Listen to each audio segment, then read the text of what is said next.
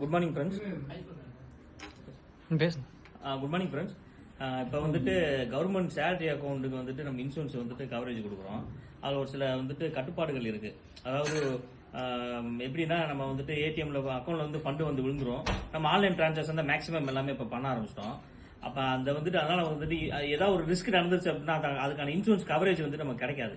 அது எதனால கிடைக்காது அப்படின்னா, அந்த ஏடிஎம் வந்துட்டு எவ்ரி மந்த் ஒன்ஸ் நம்ம வந்து அதை யூஸ் பண்ணி ஆகணும். எப்படி, அதாவது ஏடிஎம் கார்டை வந்து வித்ரா பண்ணி நம்ம பணம் எடுக்கணும். அப்புறம் தான் அந்த இன்சூரன்ஸ் வந்து ஆக்டிவேட் ஆகும். இல்ல அப்படின்னா ஆன்லைன்ல நம்ம கார்டை பேமெண்டாச்சும் நம்ம பண்ணணும். ஆன்லைன் கார்டு, அந்த கார்டை வச்சு ஆன்லைன் பேமெண்ட் பண்ணி இகாம்ல வந்துட்டு ஸ்வைப் பண்ணணும். இந்த மாதிரி மந்த்லி ஒன்ஸ் ஏதாவது பண்ணா தான் அந்த இன்சூரன்ஸ் வந்துட்டு ஆக்டிவேட் ஆகும். சரிங்களா? ஒரு சிலர் வந்துட்டு அது தெரியாமலே ஆன்லைன் டிரான்சாக்ஷன் அடிப்பாங்க. ஏடிஎம் மேக்ஸிமம் யூஸ் பண்ண மாட்டாங்க. அது டிஜிட்டலா மாறதுனால அது மேக்ஸிமம் வந்துட்டு கையில கேஷ் யூஸ் பண்ண மாட்டேங்கிறாங்க. ஸோ அட்லீஸ்ட் இந்த இன்சூரன்ஸ் கவரேஜுக்காக கவர்மெண்ட் கொடுக்கக்கூடிய அந்த ஸ்கீம்ல வந்துட்டு கவர்மெண்ட் சேலரி பேக்கேஜ் யூஸ் பண்றவங்க அட்லீஸ்ட் மந்த்லி ஒன்ஸ் வந்து ஏடிஎம் வந்து 100 rupees ஆச்சும் நீங்க வித்ரா பண்ணுங்க. அப்படின்னா தான் இந்த இன்சூரன்ஸ் வந்துட்டு உங்களுக்கு கவரேஜ் ஆகும். இன்சூரன்ஸ் மேக்ஸிமம் கவரேஜ் வந்து 75 lakhsல இருந்து 1 crore மேல வந்துட்டு நம்ம வந்துட்டு அந்த பேக்கேஜ் வைஸ் நம்ம வந்து கொடுத்துட்டு இருக்கோம். ஸோ மேக்ஸிமம் எல்லாருமே வந்துட்டு மந்த்லி ஒன்ஸ் ஆச்சும் அந்த கார்டை வந்துட்டு ஆக்டிவேட் பண்ணுங்க.